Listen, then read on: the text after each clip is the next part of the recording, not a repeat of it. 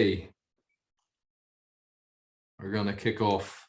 All right, so thanks very much for coming on to the pod, Ian. I'm not gonna pretend that I don't know you because we've been mates since third year when I harassed you on Halo online. Um, but there obviously is going to be people listening who don't know who you are. So do you want to kick it off with maybe saying what you're asked currently for work, and we can kind of go for there. Yeah, well, technically, I don't have a job currently because I'm a scholar. Yes. But yeah, my name is Ian Darragh. So I guess I kind of have a bit of a mixed background. I have an undergraduate degree in sports science, and like everybody who was doing a degree in sports science, I did a lot of coaching when I was an undergrad, just as kind of like a bit of an experience and side hustle and all that sort of stuff. So Yeah. I went into college pretty much full blown thinking I was going to be a coach, do S&C, all that sort of stuff. Mm-hmm. And then obviously just got the relevant experience at the time as well to try kind of make myself more employable when I finished. But as I got towards the end of my college degree, I kind of realized I was perhaps more interested in the more science kind of end of things when it comes to sports science. So I actually ended up doing a master's degree in molecular biology and have gone back subsequently now to do a PhD. So I'm doing a PhD basically just looking at the influence of exercise training on the presence of certain bioactive factors, so like proteins and metabolites and stuff like that in blood. So I guess if that's my background, also would be like at one stage a competitive Olympic weightlifter, still Olympic weightlifting, but my status as competitive is maybe a little more arguable than it was previously, and have coached and actually have recently gone back coaching now. So I'm one of the coaches out of the abs weightlifting, out of the abs weightlifting club in abs powerlifting gym in Finglas now. So recently back coaching. So kind of, I guess my perspective is a mix between less applied areas of sports science, so like the biology of exercise and biology of exercise adaptation, but would have a perspective that's rooted in practice through like mostly CrossFit coaching and then weightlifting coaching as well. Yeah. And I want to delve into like each of those kind of areas about what you're doing with coaching and what you're doing with your research as well and the PhD. But I suppose a lot of people who listen to the podcast are coaches or people who kind of are getting into strength training. And I think like you and I have a lot in common in that we were not, safe to say, very naturally athletically gifted, at least when it came to the classic ball sports growing up. So I always like to try to get a background on how somebody got into doing all this shit to begin with. And obviously we went to the same school. I've told my story on the podcast before with how I got into doing all this stuff. But from your perspective, like how did you get started in training? What was the tipping point that made you think that I could actually do some physical stuff with my body and get a return on it? Yeah, and I guess it's kind of the story of how I got into, or I kind of fell in love with strength training specifically, is essentially identical to yours, because we were I guess you would say weren't going to be playing for county anytime soon. Well, also we gestated in the same incubator, so to speak, in terms of with David Jones and all that sort of thing. But I guess kind of going before all of that, I would say that it's, if you had looked at me, maybe how old am I now? 15 years ago when I was 12 or 13, the idea that I would one day work in exercise science would have been laughable to me, and probably more laughable to you, in that I had literally no interest. More laughable to our biology teacher. Oh, yeah. And well, yeah, particularly working in biology as well, which was not my strongest subject, but that goes beyond saying now. But so yeah, I actually would not have been even remote growing up, and I think I would actually attribute a large part of that to the exposure to sport that you get in Ireland as a child. So like it's pretty much all what you would kind of classically say is invasion games. So Gaelic games like Gaelic football and hurling, soccer, rugby, Mm-hmm. hockey, that sort of stuff, which I would have, to put it generously, less than no aptitude in. To this day now, in fairness. So I would have been quite bad at the games, and therefore participation and like, you know yourself, the exposure experience in Ireland is literally like a PE teacher or a volunteer coach bringing 20 kids onto a pitch, out one ball and go on there, lads, now kick that around for a while. So Yeah. the problem with that experience is if you're not very skilled, you get very little exposure. So people won't pass you the ball. Yeah. You can't kind of intercept the ball from other players. So you end up doing nothing. And then Yeah. you go, sport sucks. I hate this. This is not for me. Yeah. And you kind of paint the experience of sport or training with a single brush. So what ended up happening actually for me was when I was an early teenager, I got into, this is, I guess, embarrassing to say now to a lot of people, I got into parkour. So I started seeing all Hardcore. these early YouTube videos of like people like maybe not so dramatically, like jumping off buildings and Yeah. climbing stuff. And I was like, oh, this is kind of cool, you know?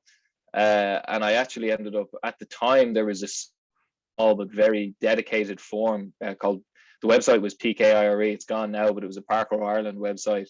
And there was a fairly active and dedicated community on that. And these people would actually meet up every week. So long story short, I started doing that when I was about 12 or 13. And enjoyed it, you know, through, again, the community would have been similar people to me, in that like traditional sports wouldn't appeal to them, blah, blah, blah, blah, blah. Yeah. Made some friends, got into it, kind of became consistent with training. But there was like I don't know, you'd call it like a health and fitness subforum. So people would put up like exercise routines, or how do I get stronger? How do I make myself Sure. more Yeah. resilient to injury? Stuff like that. And for a couple of years then I would have just done calisthenics, because at the time in Ireland, there wasn't that many gyms. You would probably know this.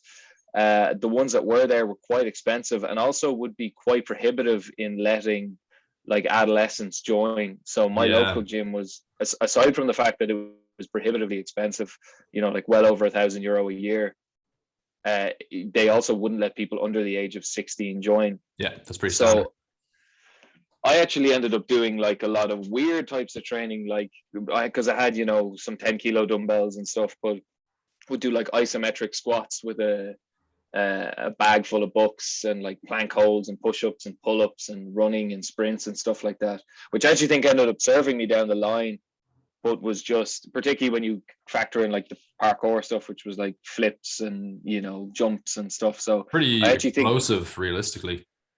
yeah, I actually think it ended up giving me a very good like GPP base. Like if you go to an S&C coach and you're like, when I started training, all I did was like calisthenics and running and climbing and fundamental movement skills, they'd be like, yeah, that's ideal. But for Yeah. me, it was just almost through chance that happened to be, because I couldn't join a gym. And that was the activity that I had chosen as interesting. But I had always wanted to do like weights. I'd always wanted to do, like, I was familiar with like starting strength and stuff like that, and really wanted to do like squats and barbell deadlifts and all that sort of stuff, and just didn't get the opportunity until we were in transition year, secondary school, I guess then, which was the CrossFit stuff.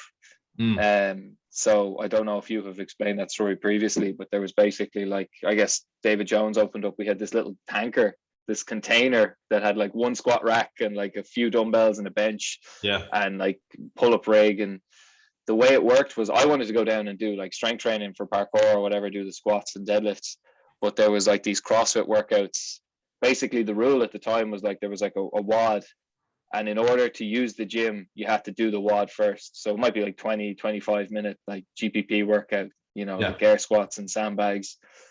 And if you did that, then you could use the gym for the rest of the hour or whatever. So started doing that, really fell in love with CrossFit. And to make a long story shorter, I did CrossFit for a few years, maybe 2 or 3, starting in school, but also transitioning into a CrossFit gym after I finished school.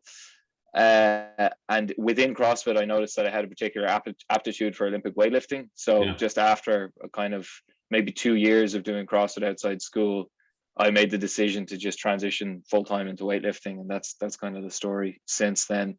That was, you know, I was 19 when I stopped doing CrossFit. I'm 27 now, so it was 8 years ago. Yeah. Yeah, so that's my life story when it comes to training, I guess. But I think it's a diverse background as well. I've done a lot of different types of training. Definitely, yeah. So Yeah, I think a key thing there, linking back into what you were saying about like your first exposure being to invasion games, and people don't pass you the ball, you get picked last for teams, coaches tell you your shit. I think a lot of people that was me as well, so no judgment there.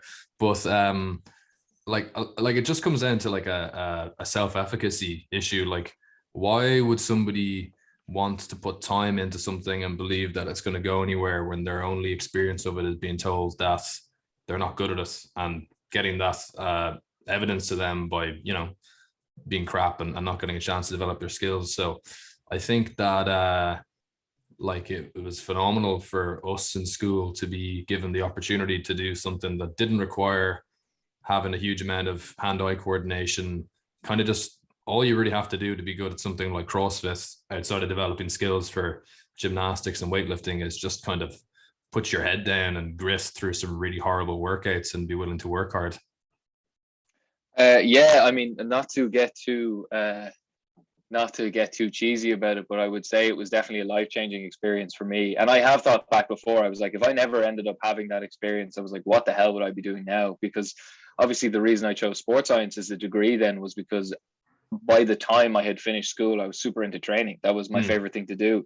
And Yeah. that was purely through doing the CrossFit stuff. So I was like, oh, well, I want my job to be something to do with training. I want my career. I want to, and maybe if I Yeah. had not had that exposure, I might have got into, I don't know, playing guitar and smoking cigarettes or something cool like that. But uh, probably not though. But yeah, I think it's funny. And again, for me, one of the biggest things was it completely changed my perspective of what not just exercise is, but what sport is. And I think at the time when you're young, like I definitely would have considered sport and exercise as almost interchangeable. So, if Yeah. you go, oh, going to the, out of ignorance, like, oh, going to the gym is for sports people, kind of, Yeah. and playing football is exercise, which is technically, like, at least the football thing is true, but they would have been interchangeable. And so my whole experience with sport had been like, yeah, you're on a pitch and like some coach is maybe well intentioned, but is shouting at you because you've scored an own goal, and like you're tripping over your own shoelaces. Your peers are giving out to you because you keep passing the ball to the wrong Yeah. person. And so it's just so like you never get the ball, and when you do get the ball, you seemingly all you can do is make errors, and then everyone gets angry at you, and you're like, is it really a surprise when you're like, yeah, this is maybe not for me. Why hasn't he No, stuck it out with football? yeah, and then you stop going to training, and people ask you why you're not coming anymore, and you're like, do you really want me there? Yeah. No, I actually I don't know this for a fact because I'm not I have no relationship with any kind of sports clubs or anything like that through an invasion game. I suspect things are different now because things like small-sided games and stuff like that, which seem to be very popular practice now, were definitely not a thing when we were young. Like we never, literally every Yeah. training session I did with football or rugby or whatever was like 15 minutes of like random passing drills and then match and then go home. Yeah. And whereas now it's like, okay, like whatever they call it, constraint based learning and stuff like that. So maybe it would be different when you're like, if you're doing a 2v2, doesn't matter how bad you are because you're 50% of a team. Yeah. So you have a lot of opportunity to play. The more opportunity to play you have, the more opportunity to improve you have. So Mhm. maybe were I born at a different time, I might have stuck with something like that more, but definitely in the experience that I had, which is admittedly different, or which is potentially different to how it Yeah. is now, it just was never going to happen. Yeah. Yeah. And so, going from, you were saying that you initially saw yourself as having a career in coaching, whether that was strength and conditioning or maybe something like involved with more CrossFit or Olympic weightlifting at the time. So what happened between you leaving school and deciding that you were going to go into academia that kind of dissuade you from that idea of coaching as a career path? Yeah, that's a good question, and I actually think it's I gained a better understanding of what I think I was more legitimately interested in. So Sure. what, and I guess, so to flesh that out, So I wanted to, like everyone, I wanted to get into strength and conditioning because what I really loved was training. And why I did a degree in sports science was I had, like, when I say I had read a couple of books, I had purchased books and read the words on them, but I don't know if I understood them. So I read Practical Yeah. Programming for Strength Training by, I Oh, think it's heavy going. it's Mark Ripto and another guy called like Ron Oh, Kilgore or sorry. No, something. I was thinking of the Zatsiorsky book. Oh, Super Training. No, not Super Training. It's the other one. I can't remember the name of it right now, but it's Okay. another. It's a much more science heavy book. I know the one you're talking about, the starting strength one. Yeah, it's Mark Ripto and another guy, something Kilgore, whose his first name escapes me, but I got that Science from. and practice of strength training was what I was thinking of. Yeah. So sorry. Oh, okay. Yeah. I actually haven't read that, but I know, Yeah. like similar to Super Training. I've Sorry. heard Yeah, you're it's talking just about the Baker Ripto one. yeah. So, and I when I say I read it, but I didn't understand any of it. And Yeah. actually, what I was quite disappointed in that book because what I was looking for was like people would give me programs and would be like, "This is how you do it." Like this is say like it starts with fives and then it goes to threes and it goes to twos. And I was trying to understand like what are the rules for writing a training program? Like why is this the way you write a training program? Mm-hmm. Like don't just give me a program. I want to understand what are the variables that I'm supposed to identify and manipulate to make a training program. And that Yeah. was what got me interested. And I was like, so I read this book and it was a mix of that book really kind of being like a little bit of physiology and then like, here's a program we wrote, just do this one. So Yeah. again, it wasn't very principle based. Yeah. And part of it was me not understanding it. So I was like, right, initially I was like, I read this book and I'll know what to do and then I can move on with my life. I read the book, didn't understand it, and was like, all right, well, maybe if I do a degree in sports science, sure, I'll learn what I'm hoping to learn here. And I was doing other stuff as well, reading And then there's like bodybuilding.com. one module on programming in the entire degree. Yeah, like half of a module or something like Yeah. that, yeah. So I was like, I'll do this degree in sports science. I'll learn what I need to learn, and then I can move on with my life and just be a plumber or something like that. So did the degree, and actually would have said, and at the time I actually dropped out of college, so I started a degree in something else. In like a school counselor told me there was no jobs in sports science. She wasn't wrong, but it convinced me I would be better off being a biology teacher. So I actually started a degree in general biology with hope of doing like teacher training afterwards or something like that. I dropped out after like 2 weeks because I had a maths exam coming up that I knew there was no possible way I could pass. Yeah, I think you dropped. I dropped out of Trinity around the same time that you dropped out. You were like a week or two before me. I was actually I really Killian's hated dropped out of philosophy in college. German. What a loser. Yeah, and then like 2 weeks later, I was like, "Oh, I'm out." So I dropped. Actually, that's not entirely true. Before I dropped out, I tried to transfer into sports science. So I met the head of the sports science course. Yeah, and he was kind of like, "Look, you can transfer if you want, but if you're really serious about this, you should probably take the time to consider it because if you're dropping out of one course, you could just as easily drop out of another." And basically, so what I did, and also there were like he was like, you're going to be behind, you're going to be playing catch up, all this sort of stuff. You're better off maybe taking a year and coming back. Yeah. So that's what I did. I dropped out. I actually technically deferred and then transferred on like the first day of college. So started my old degree, transferred into the new degree, but had kind of pre-planned that. So they knew I was going to do it.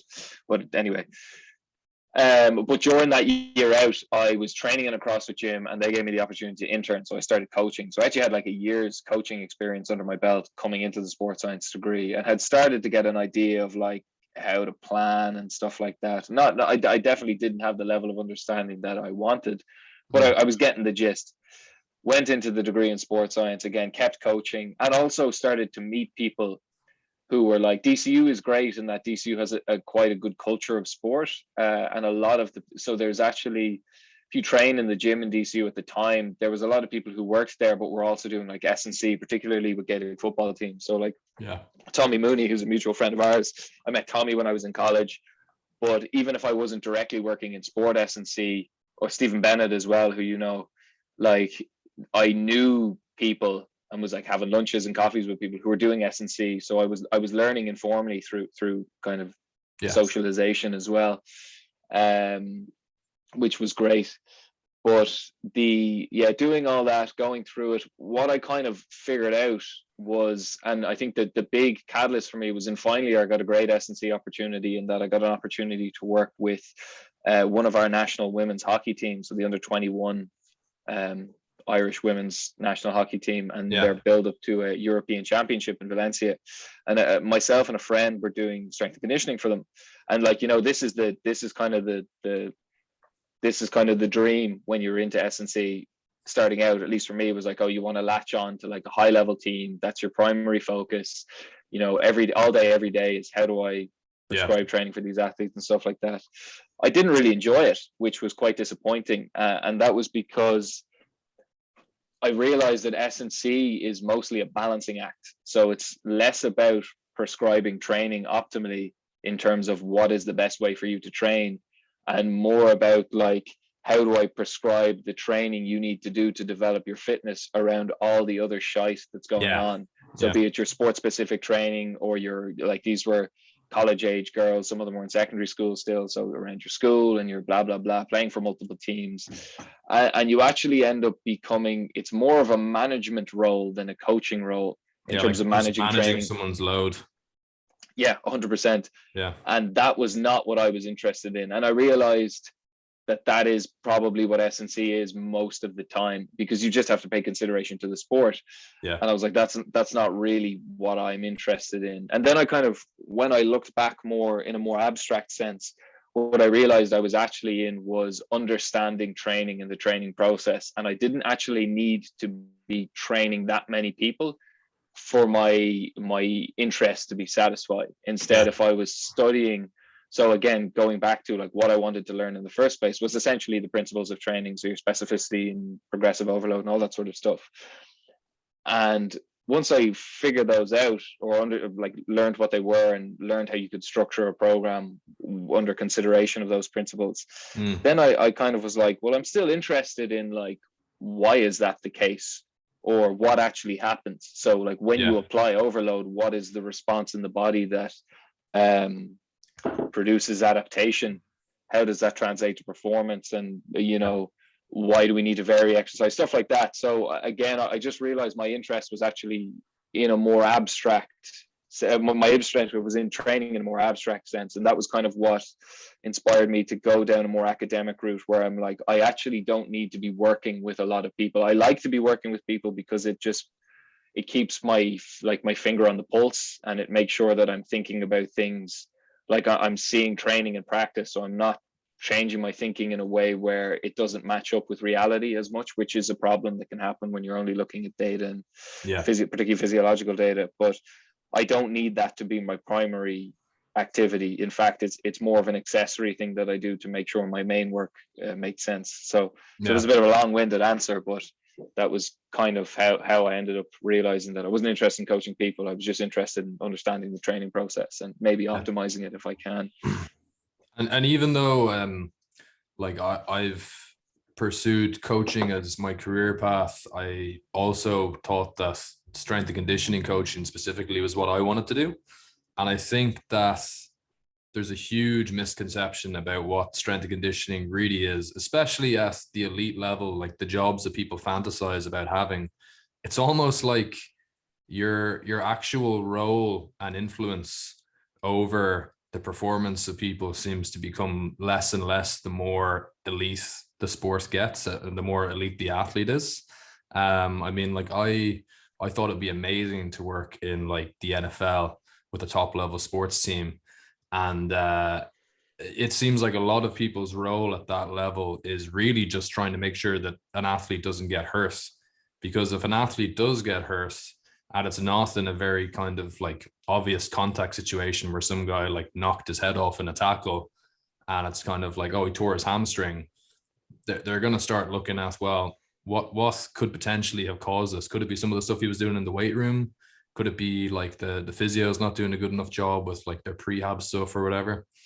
And I think the frustrating thing about S&C is that your job is totally mismatched in terms of supply and demand. So there's far more coaches looking for roles then there are teams that are looking to hire them, and athletes that need people to coach them.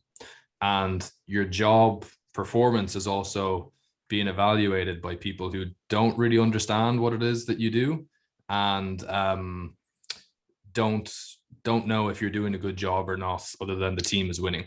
And a team can be winning with a really bad strength coach, and it can be performing terribly with a really good strength coach. Yeah, and like, I mean, one of the problems with that is as well. So I guess there's 2 points there I'll have to make, and I'm going to make the second point first, just because it's the most fresh in my mind.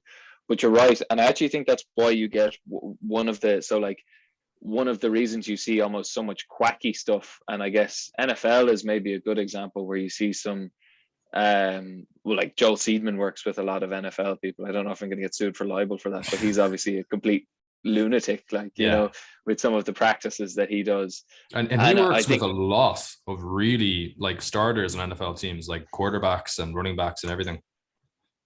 And I think one of the reasons that, like, weird, I call it like Rocky training, because it's like, you know, you see the Rocky Balboa movies and the montages are all like hitting tires and, you know, standing on a glass cup while someone like smacks you in the balls, downing a rug. Because we had this conversation the other day where you're like, it looks cool and it looks complicated, and because it looks cool, you think it's effective. So I feel like one of the reasons, like to actually be an optimal S&C coach, I think in reality a lot of what you would have to do is very boring. So like, the problem with that is, like, if you have someone who's evaluating your job performance and has, like you say, not necessarily the best idea of what you're actually supposed to do, like, and they come in and you're like, oh, I actually had that guy do 1 set instead of 3 sets because he's a bit tired today, you might interpret that as like, he doesn't want my athletes to get better.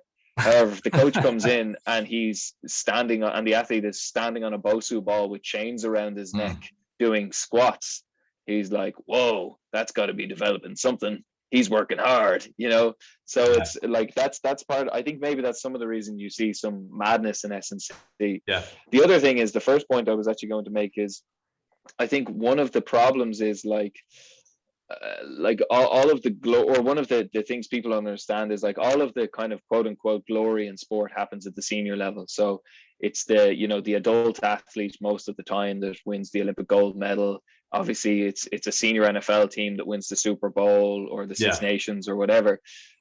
So you think as an S&C coach, if you're working with the senior level athletes, you're like, oh, I put 5 kilos on Andrew Porter's squat and that's why he didn't get injured, or that's why he hit someone, he can put those big hackles or whatever.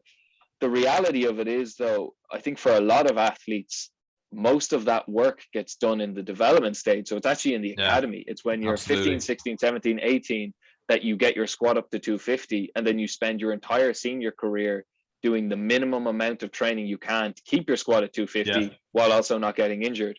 So actually, I think a lot of the most satisfying S&C work you can do is in the domains of sport where you will get the least amount of appreciation for it in the public eye. You know, like so what David Jones did for us at the school level. Now, I'm not saying we went on to play in the NFL or anything, but it ends up having a bigger positive influence on somebody's life and performance than trying to get the extra 5 kilos onto their squat when they're already an elite athlete.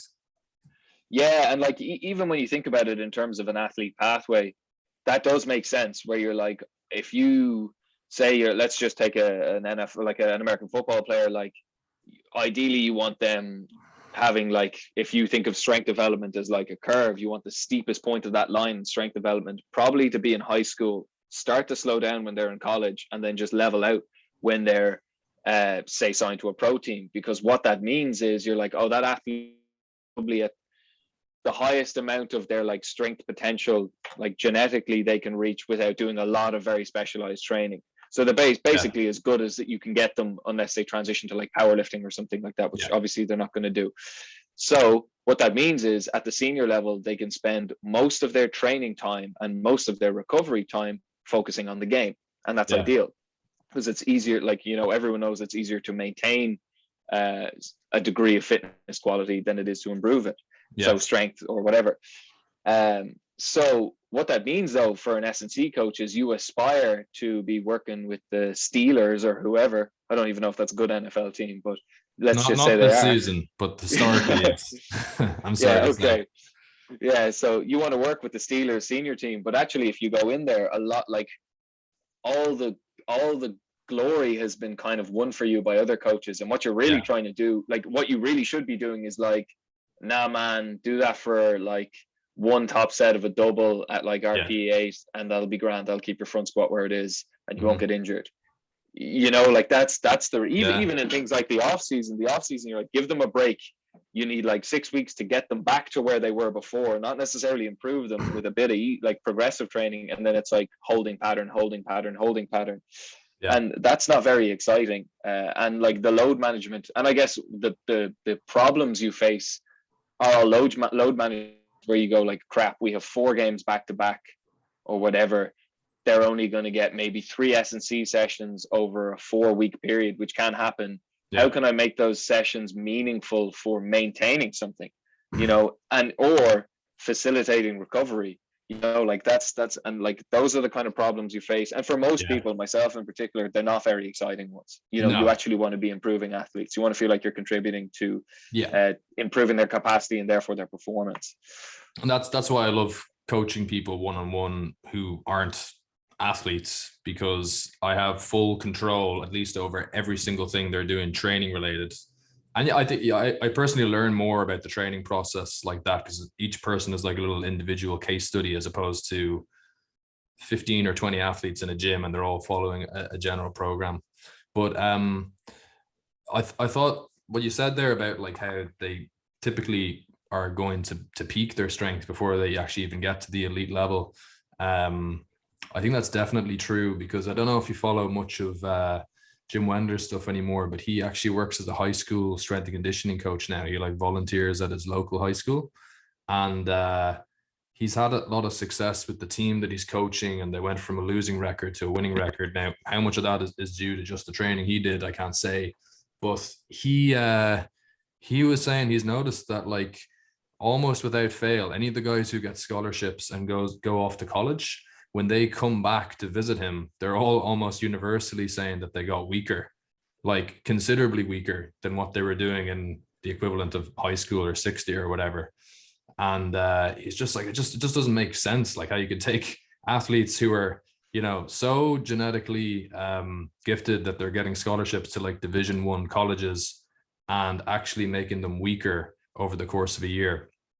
And I think that that's actually, like when you're talking about what's technically optimal for a strength and conditioning coach to be doing at that level, I think that's why the functional coaches like Seidman uh, can get away with doing that stuff, because in some ways it is optimal for the task they've been given, which is managing somebody's load enough that they don't get hurt, and making them think that they're training really hard and giving them lots of novelty so they're staying interested in it. Because to a head coach walking into the room looking at an athlete balancing on one leg and gritting his teeth really hard and holding a 90-degree isometric, he looks like he's working really hard, even though the exercise is so unstable and complicated that you're never really going to be able to progress their strength on it, but it's just kind of maintaining them where they're at. So it ends up working, but just never for any of the reasons that get stated on some Instagram posts about like 90-degree joint angles and co-contractions of different ab muscles and all of this stuff. Yeah, because like, I mean, I guess we can, for the sake of carrying the conversation, we can be speculative as to why those athletes get weaker. And there's, in my mind, 2 potential reasons. The first is presumably when you go to college, like I guess particularly in a D1 college, it seems like you go to play football and you get a degree almost by accident, you know, in that like you're doing, you know, but I mean you're training a lot. You're doing Yeah. kind of, presumably your field training goes up to like the things you never would have done in high school, like 2 a days, maybe 3 a days, stuff like that, where you might have 2 pitch sessions and an S&C session in the same day. Mm. So what that could mean is you're just getting more fatigue Yeah. from like the fact that you're training more overall. The other thing could be you're training more overall and you've got people who are still trying to improve your S&C or improve your strength. Mm. So like um like I actually think strength training is more about recovery than it is about training, in that Yeah. like it surprises me by how strong you can get with a very small amounts of training, provided everything else is working fine in the background. Yeah. So like if you've got these guys who are potentially just overdoing the strength work in against a background of a lot more overall training load, they're just going to get weaker because they're not recovering. Yeah. And like you say, to go back, like with the, I guess I'm repeating what you're saying now, is with the Joel Seedman stuff or whatever, where it's like 90-degree squat is never going to be as fatiguing as a full depth squat. So if Yeah. they're doing stuff like that, those S&C sessions, while they look hard and might feel hard, not causing as much overall stress, and therefore those athletes can recover a little bit more and maintain their fitness better. So I mean, I've just repeated you in different words, but yeah, so it's tough to know, and again, you have to be speculative as to why they get weaker. But yeah, that's the truth. And again, from like, if I was a head coach of a team, I would want the physical capacities of my athletes, if it's a senior level team, to be at maximum by the time they're recruited, because at the end of the day, when you're at such a high level, it does come down to tactics a lot, like playing the game, a lot more. Obviously, physicality has its place, but like you really want all your time spent on how do we play the game better. And like from that perspective, the less auxiliary things you need to improve while also trying to figure out how to play the game better, the better, because more time you can dedicate to it. Yeah. So the other thing that I wanted to ask you about, given that you did do some coaching and you've done enough of your own training that you have like a really good handle on how you would go about managing the training process for somebody and coaching somebody through a progression. And something I talked about with the last guest that I had on the podcast, who was Cian O'Brien, was just this really just wide variety of competency we see with people who get qualified as, whether it's coaches, S&C coaches, or personal trainers. Having gone through sports science degrees and done some coaching in CrossFit gyms, and now I know you're doing coaching with weightlifting and all that. What do you think are like some of the possible solutions out there that could maybe just in general raise the average standard of coaching that people could be getting when they're going to, whether it's a personal trainer or strength and conditioning for team sports? Do you mean solutions in terms of, like, I guess you're talking about enhancing the quality of education, or like the quality of practitioners overall, kind of? Well, a bit of both, I guess. I mean, I suppose like the main issue I've observed is that you can get all of the relevant qualifications in terms of, you could get a bachelor's degree, even a master's degree, and the most popular strength and conditioning certification, which I had, was the CSCS. And you can do all of that, you never actually have to prove at any point that you're able to coach people competently.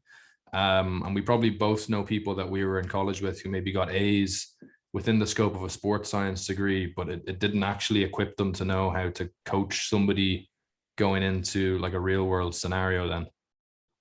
Yeah. Okay. So like, it's hard to say, because you asked me to give kind of suggested solutions, and the problem is I can give you all the idyllic ones, where I can say, well, you need like an allied coaching profession, say something like you've got a physiotherapist or a GP, and like there are, let's say, state level, or what's the name of the it's escaping me now, but there's a CORU, which is the, like the allied health professionals, so like speech and language therapists, all this sort of stuff. You have this accrediting body that has a set exam or series of exams, and to be a physio you have to do that. So you could say like something like that for a personal trainer, you could have that, and then obviously you need that exam to be like testing the right things. So like you say, probably partially academic, like write an essay on the principles of training, but also here's a guy for an hour, I'm going to observe you doing a personal training session under these conditions or whatever. I mean, it's all well and good me saying that stuff and not to be nihilistic about it, but like that's not a solution that would happen today or tomorrow. God, no. That's the, so I guess something that's more, and that would take a lot of effort from, I think, probably a decent group of like dedicated individuals who are really interested in increasing the general quality of the craft. So what would you do? Like, it's hard to think of it. So I guess why I ramble there is it's hard to think of a more actionable, like a more immediately actionable solution than that. I think what I would rather do is give advice to people about selecting a coach. So because obviously the consumer, or the athlete. It's the consumer that's affected, like, so I think what I would say is, like, you really need to, and I would actually try not to judge word of mouth, like you should, because everyone, and that's a real Irish thing of like, Jesus, your man's great, my mother lost 10 kilos with him, and so it would maybe be like, try to collate a series of like green lights and red lights as to someone as a practitioner. And most personal trainers or fitness coaches will have like social media accounts, and maybe obviously it's difficult to do if you have no like formal training and understanding training, like, you know what I mean? One thing looks just as good as the next, but maybe if and perhaps a practitioner or someone could do this, where you come up with like red flags and green flags, and you're like, if you're considering a personal trainer, maybe think, no, I don't like this, and I know you don't like this, but things like people putting up like pre-post like underpants pictures of here's blah blah blah, and like the before and here after they are photos. before. I don't really like that sort of stuff, but maybe that's that's arguably a red flag, arguably not maybe that's one thing. Or whether they promote practices that aren't evidence-based, or something like that. And maybe a list of practices you could give there. That doesn't really answer your question, but it's a tough thing to do. I think it needs to be changed fundamentally, properly. But in the interim, all I would say is you're better off trying to figure out ways to make sure that people pick a practitioner because there are also very good practitioners out there. Yeah, absolutely. There's just no way to delineate them on paper between bad practitioners. Yeah, that's a problem.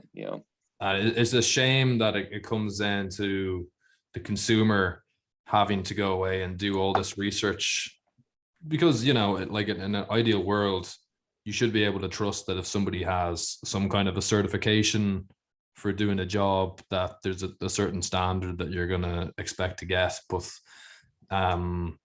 I think that I don't know what would have to happen in personal training. Maybe some kind of like, I don't know for personal training, but I know an Australian strength coach that we both know and follow said to me in my master's that they had managed to get a strength and conditioning accreditation as like a standard that anybody practicing as an S&C coach there or in China and a few other Asian countries, I think, would have to have.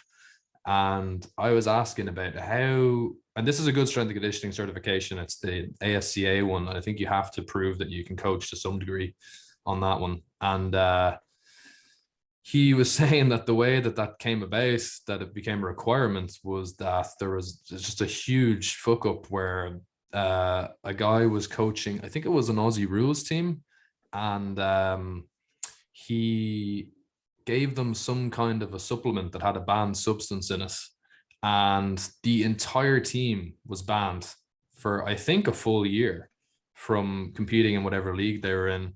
And obviously when that happens, investors want to know, how the fuck could something this blatantly stupid have happened with a guy who was hired to do this job? And they rooted through it and discovered actually he didn't really have any proper qualifications for the job. And I don't know if it went to court or whatever, but obviously the relevant sporting bodies realized, okay, there needs to be some kind of regulation of who's getting into a position like this, because we can't afford to have entire teams getting banned for some guy peddling ginseng root with some steroids injected into it. Extract of stanazolol, something like that. Herbal extract of stanazolol. Yeah, and it's funny because I guess when you think about like one of the buzzword terms they love to use in sports science, particularly with respect to team sports, is multidisciplinary team. So it's like the idea of like a sports coach and a sports doctor and an S&C and a physio and maybe different like a defense coach and whatever. They're the multidisciplinary team, and they all work in harmony with each other, at least in theory. My experience is they tend to work more in disharmony with each other. But let's run with the ideal. But when you look at that list of people, so like sports doctor, I'll be a doctor, you have to do your medical training. Presumably you would have to do some kind of residency in like orthopedics or sports medicine specifically to get a sports doctor job. Similar enough situation with a physiotherapist. I know for a lot of like main like popular invasion games, there are like, you know, for example, with soccer, there's the UEFA coaching accreditations, which are like very well respected, and from what I understand are quite good. Maybe FIFA have something similar. I'm not sure if it's the same with World Rugby or something like that, but generally, like, you know, I presume, say someone like a Jurgen Klopp will have his UEFA level 3, blah blah blah, and these are difficult courses to get. So it's like everyone is qualified except for the S&C, you know, because you could in theory have like you're not going to get a job as the first team coach with Liverpool unless you do have some minimum coaching accreditation behind you. But you could be the first team S&C coach with a weekend personal training cert. You know, obviously you'd have to have experience and stuff like that. You could technically fall into that job more so there's than any of the other roles. There's definitely no legal there's no legal barrier there to doing it. Yeah, so like I guess that's one of the S&C does stick out like a bit of a black sheep profession there in that regard, in that sense. And it's an interesting one because I see the arguments from both sides in that, like, if you made it a protected term and you gave, you know, one association the power to decide what is and isn't effective or evidence-based practice, could that end up with like severely limiting what people can do and really stupid stuff being pushed as quote unquote evidence-based? And then the other side of the argument is, well, we've tried it the other way for the entirety of this existing as a profession, and it's kind of only gone one way. Yeah, like it's just, you really do have to just survive on reputation alone. And again, there's also such a, I mean, I'm repeating myself here now, one of the main problems is there's a public discrepancy between like the perception of good practice and actual good practice. Like, you know, yourself, like good S&C practice is so boring. It's like, you know, most people will be doing very, very similar programs, not because, and that's one of the things I say to people, like particularly my weightlifting programming style is quite simple. So if someone comes to me for coaching, I'm like, this is not going to be exciting, but it will be effective. You know, like that's like, but the problem is everyone sees Rocky and Creed and it's sprinting down the streets of Philadelphia holding 10-kilo dumbbells and punching in the air and stuff like that, when it should really just be like 3x2 back squat and you know, some push-ups. John Bros has a great story. You know John Bros, the weightlifting coach? Yeah, of course I do. He his coach was that Eastern European guy who had the snatch world record for years. He was a super heavy. I can't remember what his name was, but anyway, very ridiculously strong. And but he said when he first came over to America, obviously everybody wanted to know what he was doing in his training, and like you're saying, his training was just snatch, clean and jerk, squat, the basics. And anyway, he said like one day a coach was showing somebody something at the gym, and it was like just not a smart exercise to be doing for developing his weightlifting. And John says to your man, like, why wouldn't you go over and tell that guy, you know, that you know, it's a dumb idea? And he's like, he wouldn't listen to me. Like, even though I'm a world champion and I've coached people, he's not going to listen to me. And he's like, I'll show you something. And he pulled out a chair and sat down on the chair and started doing like snatches with an empty barbell from the chair. And everybody stopped and started looking at him. And he walked out the door with a smile and came back the next Monday, and everybody was doing snatches with an empty barbell on the chair. And he was like, people just want to believe that there's just some stupid exercise that you can do with lightweight that's going to make you really good at weightlifting. Well, yeah, like the magic pill can never be vanilla flavored, like, you know. So yeah, what I mean by that is like, it has to be this, like the reason Lasha snatches 225 kilos has to be like a secret. It's that, you know, that one exercise they don't want you to know about. Doctors hate him. Whereas it's probably like, no, he just like snatches like reckon 8 times a week from the age of 12 to the age of 27 and never went too heavy in training, and that was it. And was talented from child, and he's a genetic freak. He just trained the right way and had his load managed and was like born gifted for 20 years, and surprisingly the results were fantastic. That's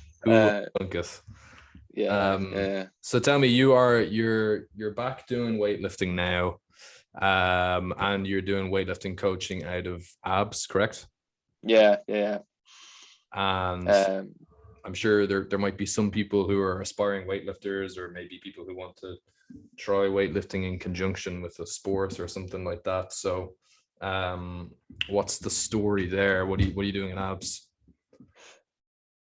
Well, coaching weightlifting, yeah. So no way. What do you mean, like in terms of training practices and stuff like that, or? Well, it's kind of like a small weightlifting club you started there, is it? Oh, sorry. Yeah, no. Well, so how that came about is like ABS Powerlifting is obviously, I would say, a world-renowned powerlifting gym now, and for good reason, because it's a great training atmosphere, and it's also full of absurdly strong people, you know, at all shapes and sizes. So Jay Farrand, who runs ABS Powerlifting, had wanted to add weightlifting, I guess, for a while, and contacted Stephen Hyland, who is a guy that I've worked with before, and it's actually coaching me at the minute, but I've worked with Steve on and off for years and would have kind of coached under him for a long time.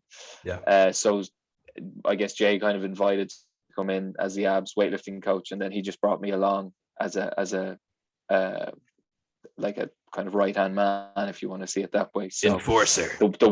The enforcer.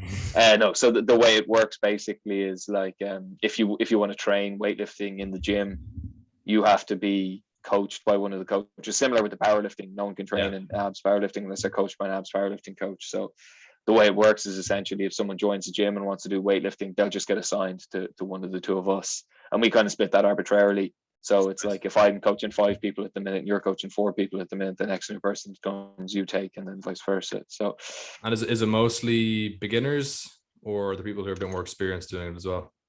We kind of want to cater to like the intermediate crowd, in the sense that and that's a fairly low barrier for entry. So I don't mean people who are like, you got to come in here with 100 kilo snatch, bro.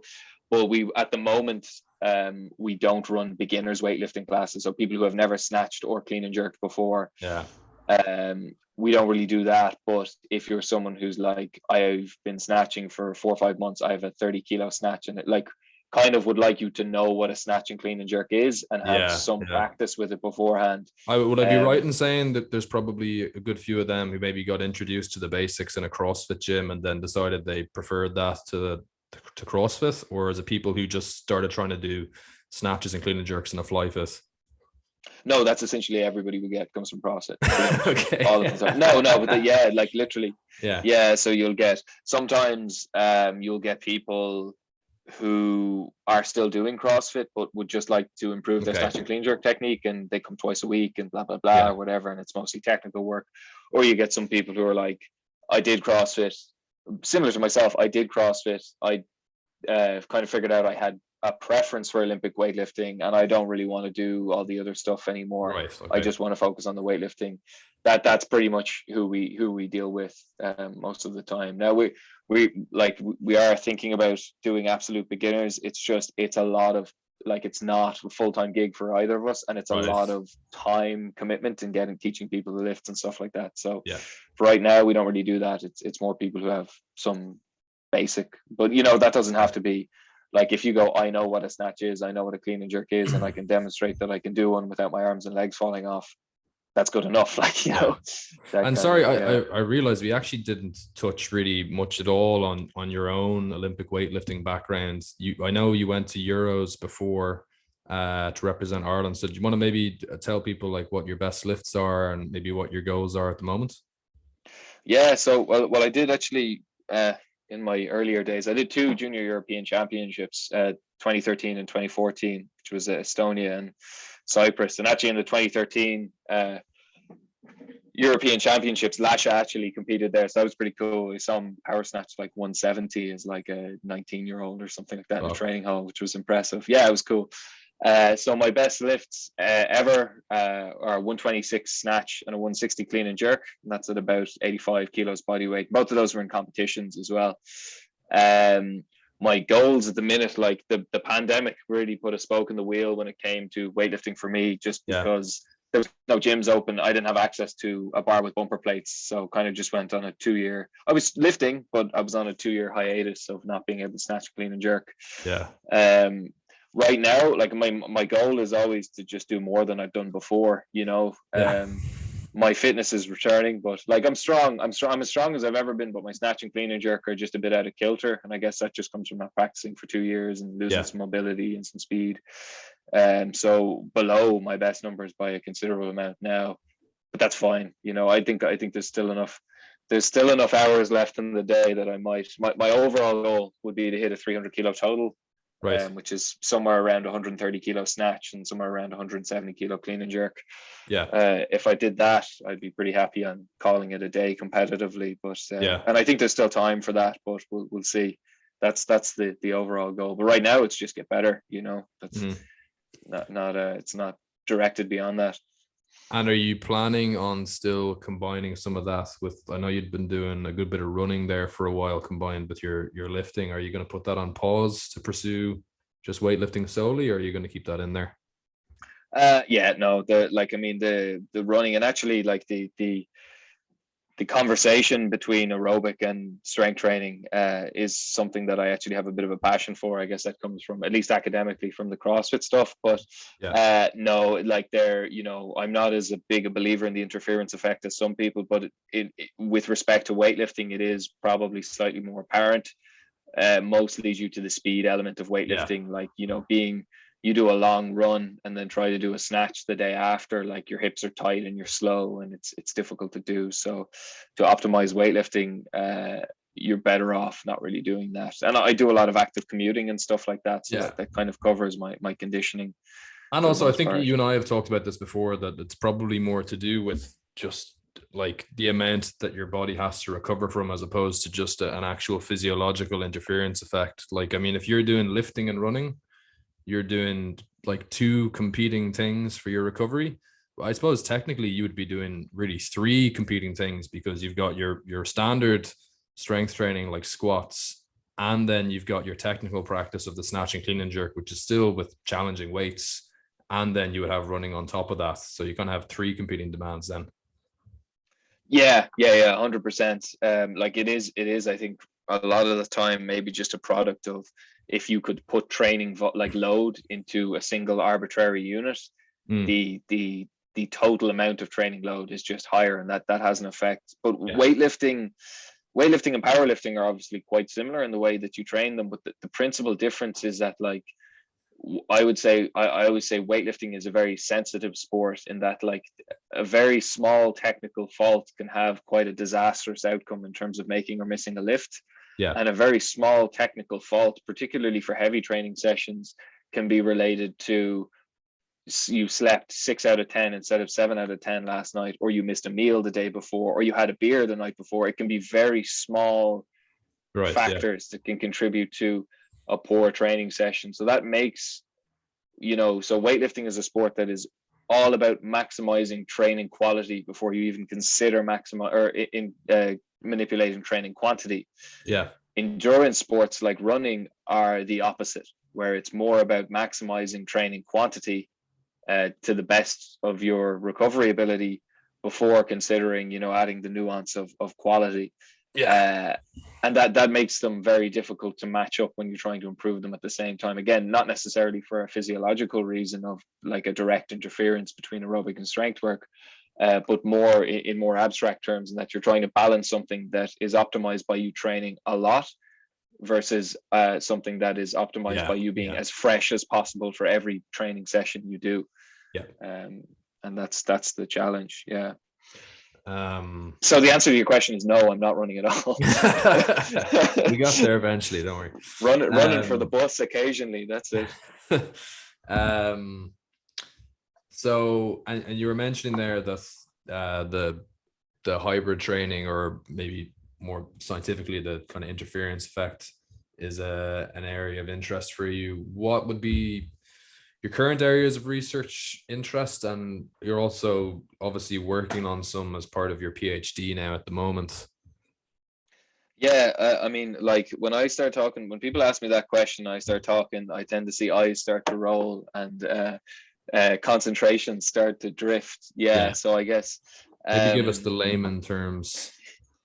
yeah, so right, like my I guess my most general area of interest, and I think I hold two areas of interest. The first is looking at like the what would be described as like the molecular regulation of exercise metabolism and adaptation, Yeah. and very fancy words, but that's basically looking at more fundamental levels. So looking at, for example, at the level of like cellular changes or protein interactions or changes in certain molecules like metabolites, proteins, or RNA in response to either acute exercise or exercise training. So a great example I could give you there is like what happens in a muscle when a muscle hypertrophies. That's the type of areas that I'm interested in. So you go, muscle grows, and you go, okay, yeah, but what within the muscle cell changes to cause the cell to grow? What increases to force a muscle cross-sectional area to expand? Yeah.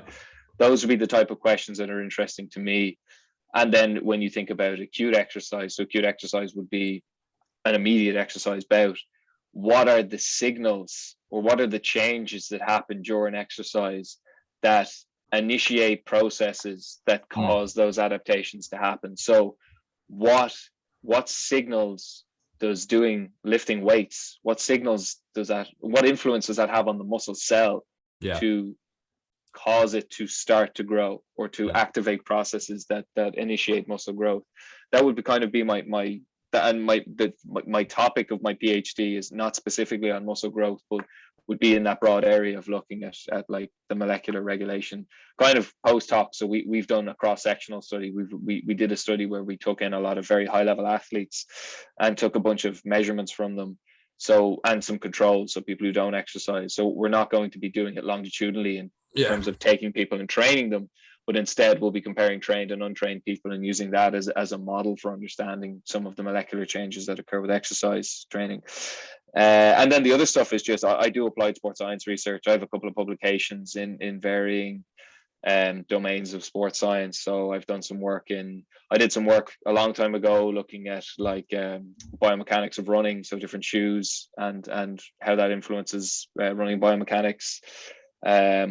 We just did a meta-analysis that was published last week looking at high repetition strength training for endurance sports. Yeah, so I've done work in GPS and Gaelic Games, so stuff like that as well. Strength and conditioning for Gaelic Games as well. So I would still be interested in more applied sports science research too, in terms of like training prescription, training load, that sort of stuff as well. yeah. So kind of try to stay in between basic research like the molecular and cellular stuff and applied research as well. And again, that's just purely for the case of keeping my perspective on point. You know, you spend too much time in a petri dish and you start to forget what the real world looks like, you know. Yeah. That's yeah, so that's me.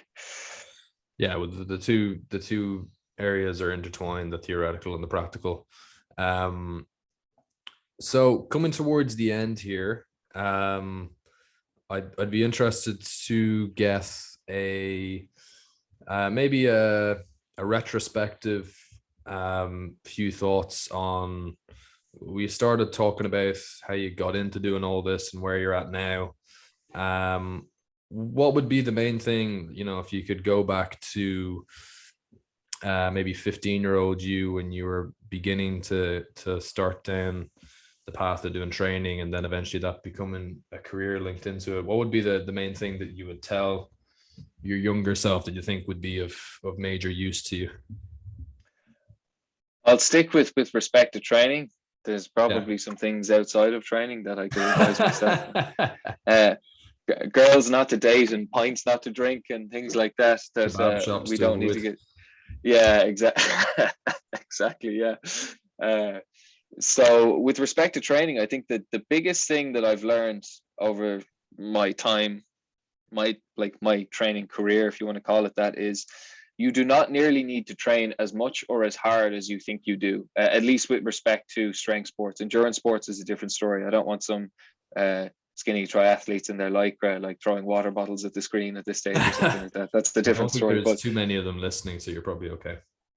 But specifically with respect to strength sports, so powerlifting and weightlifting, it's very easy to do enough training, easier than you think. And I actually think I spent a long time, particularly with my weightlifting career, where if I didn't walk out of a session feeling quite fatigued and like sore, not in the like injury sense, but like DOMSy kind of like, that training session wasn't effective in my mind, and that the solution to every problem for a long time was more training.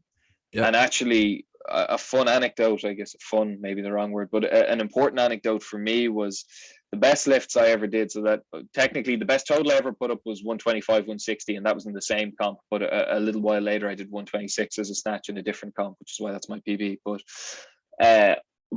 that was when I started my final year of college. And up to that, I religiously trained 6 times a day, sometimes twice a day. 6 times a day? Weightlifting. Or sorry, 6 times a week. Sorry, 6 times a week. 6 times. This would be like, my man's headed for the Olympics. 6 times a week. And sometimes twice a day. So somewhere between 6 and 9 sessions a week, I was training. And when I started final year in college, I was just busy. I was also working part-time, and I actually had to cut my training sessions to 4 times a week.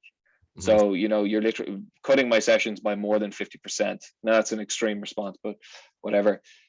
And that was when I started to progress again. So I had hit a plateau and I was stuck around these numbers. And it was only after I cut my training volume in half. Now, obviously I was training a lot, before that I started to progress. And I hit numbers like 15 kilo PBs, or 15 kilo PB on my clean and jerk, and probably about a 10 or 11 kilo PB on my snatch.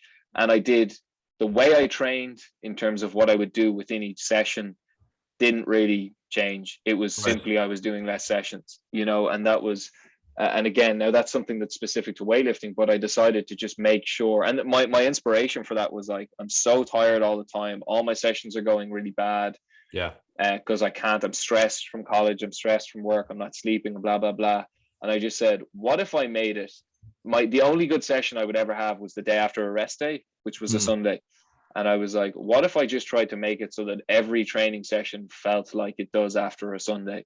And I know that sounds obvious, but I was like, okay, so I'll only train as many times a week as I can do that, so that every session feels the same in terms of quality. And that ended up factoring out as about 4. And once I did that, I started to progress. That was the first lesson I learned, was you don't need to train as much as you think. And the next one I've learned, and this is something I knew, but it's only really solidified since I actually went to abs, and it came from watching the powerlifters, in that you very, very, very rarely, and there's a lot of people training there, 30 or 40 very good powerlifters. Yeah. You very rarely see a bad rep. Right. People never go so heavy that you begin to see technical break. And people are doing top sets all the time, except maybe when they're peaking for a competition, stuff like that. But for 80, 85, 90% of a training cycle, you very rarely aim to see a bad rep. And that was when I realized that you still need to train hard, but you don't need to train as hard as you think you do. You really want to be doing enough training that you can handle it, and have each training session be the maximum level of difficulty you can maintain before things start to break down in terms of your technique. So you want all your reps to feel heavy, but be clean, and you want to do only as many reps as you can that you aren't going to sacrifice tomorrow's training session from today's efforts, and if you can do that, you're going to make a lot of progress, and probably faster than you think you will. I guess that's probably the biggest thing I've learned about training, was don't do as much of it as you've done before. But I think anybody who manages to break through plateaus significantly after they get past that beginner stage and get into the murky waters that is intermediate training, where loads of stuff can work and loads of stuff doesn't work, or I should say there's more stuff that doesn't work once you get into the intermediate stuff, and it's trying to find what does work. I think most people who manage to keep making progress through that end up having to come to that realization that just bashing your head against the wall harder and harder is not going to yield better results. And it's easy to forget that training is really just one half of the adaptation process, and the other half of that is recovering. And maybe a lot of people would be better served doing less work at a higher quality and putting more of that energy into getting an extra meal in with good quality nutrients and getting an extra hour of sleep. So because realistically, like, it's not about how many actual sessions you can do over the course of a year, it's about how many overloading sessions you can do that push you slightly beyond what you've been able to do previously. And what you said there kind of reminds me of I don't know if you've ever watched Seinfeld, have you? No, I haven't. Not even once, I'm afraid. Are you familiar with any of the characters? No. So Sorry. there's this that's okay, that's okay. But like, I'll still be able to explain this Yeah. sufficiently, I think. So there's a character called George Costanza. You might have seen him in memes before. He's the kind of baldish guy with a bit of hair on the side and glasses, and he's kind of short and tubby. But he's a very funny character in the show. And you know, his life is just going horrendously, and he decides one day, like, fuck it, you know, like, clearly whatever I'm doing is not working, so I'm just going to literally do the opposite of everything that I'm doing right now. And what's the worst that can happen? And he gets like a smoking hot girlfriend and starts making loads of money and is having a great time. And even though, like, it's not scientific, but like they say, like, the whole definition of insanity is doing the same thing over and over again and expecting a different result. And sometimes making progress in training, if it's not working, like, you're just as well just trying something completely different to what you've been doing, as long as it's not some crazy bullshit like, I'm going to start trying to, you know, do snatches with like kettlebells on resistance bands instead of just some plates. But like, maybe instead of doing 6 days a week, I'm going to do 3 days a week. Maybe instead of, you know, doing all of my squats with heavy sets of 3, I'm going to try to do some higher volume stuff with lighter weights and see how that goes. Yeah, and there's two quotes that actually like have kind of guided me through that. There's one guy, you know, I'm a big fan of Alex Viada, who is like, Yeah. I guess maybe you call him a fitness influencer or whatever, but he's a very, very intelligent guy. He has a great book called The Hybrid Athlete. Yeah. Like he does most of his content work through Instagram, but doesn't have a crazy amount of followers, like maybe 10 or 15,000. But he has a quote, which is like, and it's in his book, which is kind of like, you know, train for adaptation, not demonstration. In the idea that like, you don't need, it's like, it's not the lifts that you know, the lifts that will improve you are not the lifts that like look cool. It's you know, and like, and again, you think of things like it's not what you can do, it's not what you do, it's what you know you can do. You know, you don't, like, if you go, I can squat 200 today, but 190 will give me what I need, well, then you don't need to impress everyone in the gym by squatting 200, just do the 190, you know, get out.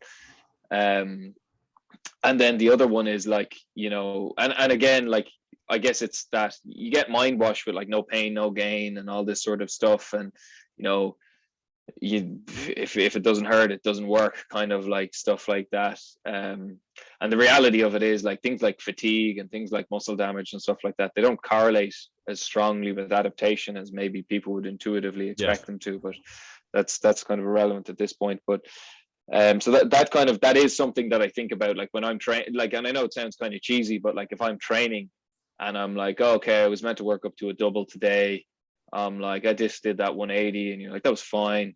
I was like, maybe I should do one more set at 190, and then I go, you know, you kind of think of a quote like that, and you're like, do I need this or not?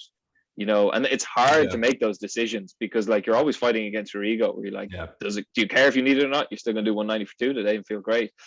So, you know, kind of that. And the other one is like, when training is going horrifically wrong, it's like, you know, I always kind of think, like, if you always do what you've always done, you'll always get what you always got. So like, there is that thing of, like you say, insanity is doing the same thing over and over again, expecting a different result.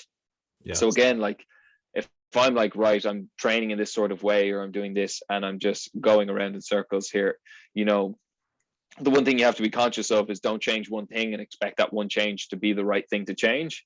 You know, you may need to keep experimenting, but I'm like, okay, something in the process is broken here, like your Seinfeld example.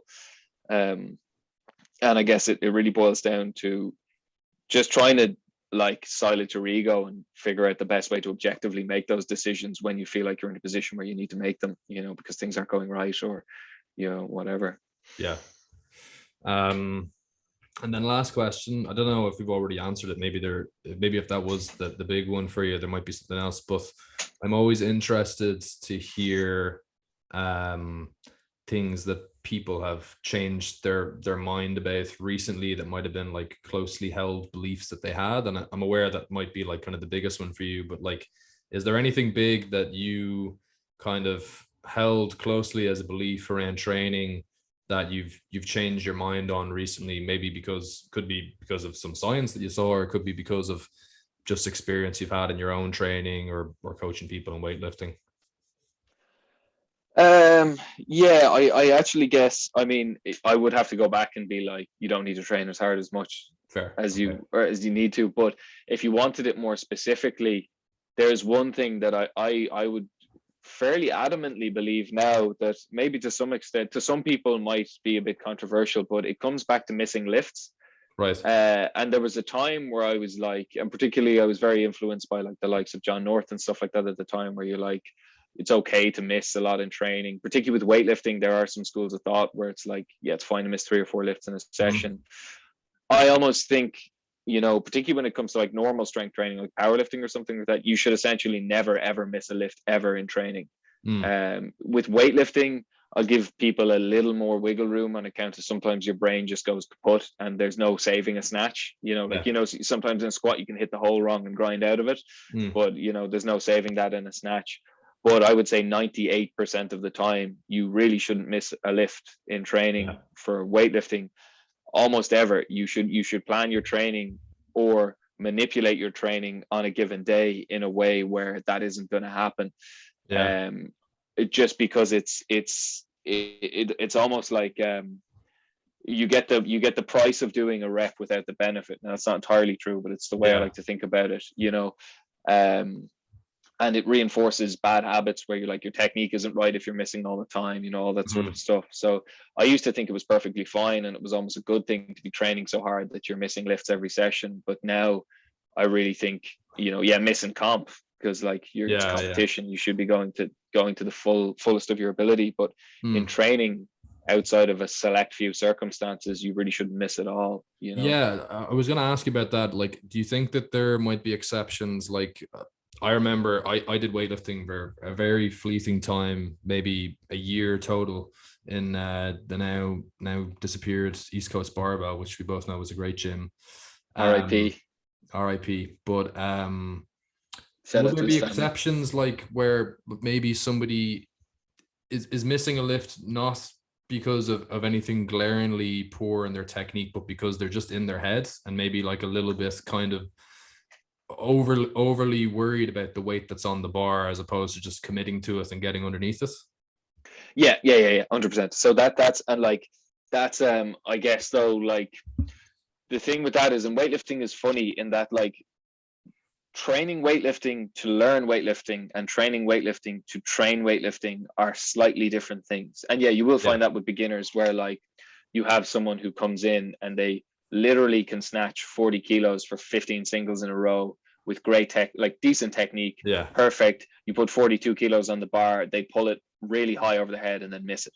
Right. And that's a psychological thing. Themselves out, and in circumstances where like, but that's an art of coaching thing where you need to, and sometimes it can be like actually, and you like obviously the solution to situations like that are psychological. I would say you would still aim to avoid it, as in I wouldn't be like, this is something we should encourage, but you need to be more understanding towards it. Then if I have a guy who I'm like, I know you're technically competent, I know you can look at a video yourself and go, crap, my hips went up too high there, I need to fix that on my next rep, and you fix it.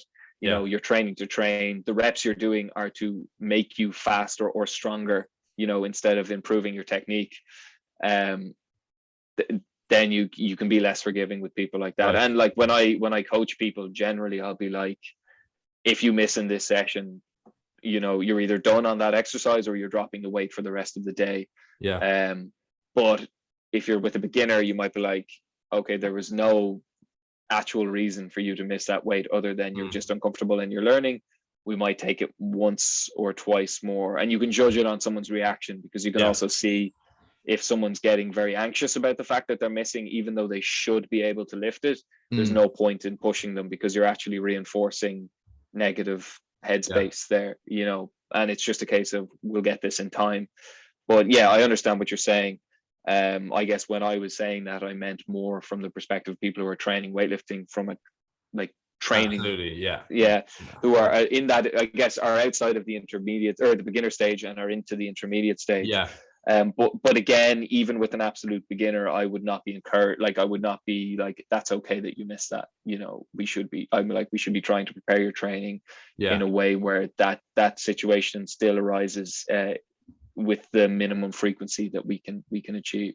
Yeah, because I would definitely agree with that for people who are in the intermediate stage and kind of have a better handle on maybe the psychological toughness that you need to just kind of throw yourself under something. With beginners, I definitely, like, I don't do weightlifting training with people, but just like standard strength training. And with beginners, definitely people starting off, I keep them very far away from failure for a few different reasons. I want to be able to develop their technique. I also want them to feel like they're succeeding each time that they're training. So missing a rep is kind of negative feedback on that. I do get people eventually, once they're a little bit more experienced, to do things like AMRAP sets, where I actually want them to push, maybe not all the way to missing a rep, because I think it can be a little bit dodgy from an injury point of view, but definitely to like an RPE 9, maybe 9.5 out of 10, just because I think it's good for, we both know that like at a certain point when you've gotten strong enough, you do have to be training like somewhere close to failure to be spurring on some amount of growth and strength gain. And some people are maybe a little bit overly hesitant, especially with things like squats and stuff like that, where they don't take it close enough to that nth degree. And sometimes I'll kind of nudge people and say, no, you've got another rep, just so they can get a handle on like what a high intensity set should feel like. But I definitely agree that for the most part, I would try to avoid failing any reps. Oh yeah, and like when I say you shouldn't miss lifts, again, I don't mean that to mean you shouldn't train hard. What I mean is, say something like you come in and you're meant to do a top set of 5 on a given day, and maybe you're just a little more tired than you expected. You had a few beers the night before, whatever, and you go, okay, the program says I'm going to do 100 kilos for 5 reps. And you come in and you're doing it and you get to 4, and that 4th rep is like a bit touch and go, and you're like, oh, I might miss 5. Then don't roll the dice, just take 4 reps. You know, that would be like re-rack it. That's like, you know, whereas like that's, you should just train with relative certainty as to whether you'll make a lift or not. And but that means, and the art then actually becomes, this is my true 5RM here. I'm like, if I like, this is where I miss, I need to get to here. You know, like just before, like you should do something where you, like, if you're doing a 5RM, you get 5 reps, they're good reps, and you go, but if I added 2 kilos more, or I went for 1 more rep, I'd hit failure. Like, that's where you should stop. And then that then negatively impacts the next session. And the point is then just having the humility to accept when your estimation was wrong. So again, you're going for a 5RM and you've accidentally gone to here. You've gone to this higher level where you're like, crap, this is technically like 3RM space. Okay, just stop at 3. Don't go for 5. And that's like, that sounds like, why would you not do that? But it's way harder. It's way easier said than done when it comes to actually doing it in practice, particularly in the middle of a set. And again, I think that's where the technical quality comes in. If you're going for like technical maxes, you'll never have that, or you're less likely to have that problem. If you're judging it by like, oh crap, my back rounded on that 4th rep of squat, I know this 5th one, I'll definitely make it, but it'll be ugly. 4 is the same as 5, because 4 is the same as 5 in terms of stimulus. Leave it for today. I'll come back next week and get a little better. I'll eat a bit more food, I'll do a bit more whatever, get a bit more sleep, and then I'll do it next week. You know, clearly you didn't read practical programming thoroughly, because you know sets of 5s are there's a song about that, I hear. There is. If anybody is listening, look it up on YouTube. Mark and the Ripper Toes, I think it's called, and I think the song is called "Do Your Favs." It's very good. Anyway, I think we'll leave it there. We've been going for a while, covered all the points that I wanted to touch on with you. You have a website, correct? Not anymore. Not anymore. Yeah, my Okay. website is gone. Are you You still can find me doing on. are you still Oh, doing sorry. anything like online coaching, or is all your coaching based in abs now? No, I do remote coaching. So and actually like that falls under the abs banner. So Okay. one of my clients is remote, but actually came to the gym last night because he was in the country for a couple of days, but lives Okay. abroad.